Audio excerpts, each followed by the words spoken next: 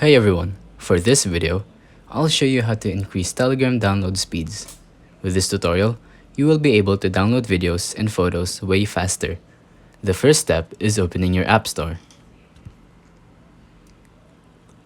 And then, search for Windscribe. That's Windscribe. Download this app. This is an app that enables you to connect to servers, which may be faster than yours. It's a VPN that gives you access to other servers worldwide. So, once you open that, you will be met with this screen.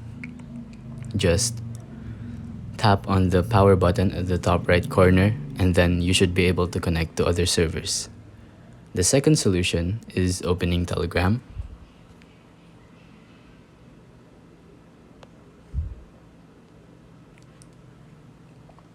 And then searching for